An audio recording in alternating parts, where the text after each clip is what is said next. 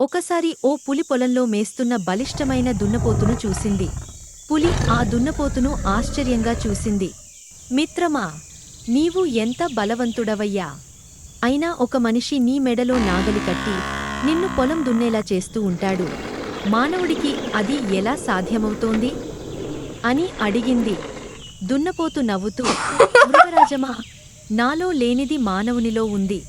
అది తెలివితేటలు. ఆ తెలివితేటల వల్లే మేము బలంగా ఉన్నా మానవుడు మమ్మల్ని నియంత్రించగలుగుతున్నాడు అన్నాడు. పులికి ఆశ్చర్యం కలిగింది. ఆ తెలివితేటలు అంటే ఏమిటి? అని అడిగింది. దున్నపోతు జవాబిచ్చింది, అది మనిషి మెదడులో ఉండే ప్రత్యేక శక్తి. దానివల్లే అతను అద్భుతమైన పనులు చేయగలడు. దాని గురించి మరింత తెలుసుకోవాలంటే నా యజమాని వస్తున్నాడు, అతన్ని అడుగు. అంతలో రైతు పొలానికి వచ్చాడు. పులిని చూసి భయంతో వణికిపోయాడు. కాని పులి అతన్ని చూసి, రైతు సోదరా, భయపడకు.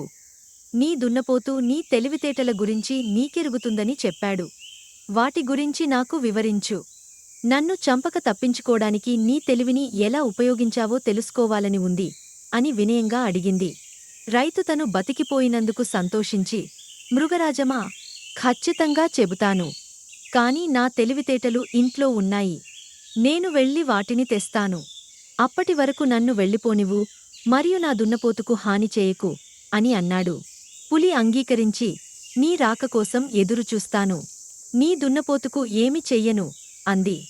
నీ మాటలు నమ్మలేను అన్న రైతు వెంటనే త్రాటితో పులిని ఓ చెట్టుకు బాగా కట్టేశాడు. తర్వాత ఒక పెద్ద కర్ర తెచ్చి, ఇవి నా తెలివితేటలు.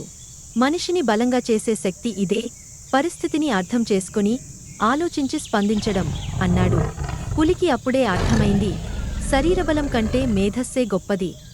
నీతి: శక్తి ఉండడం ఒక్కటే సరిపోదు.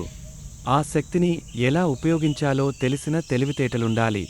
అప్పుడు మాత్రమే నిజమైన విజయం సాధ్యమవుతుంది.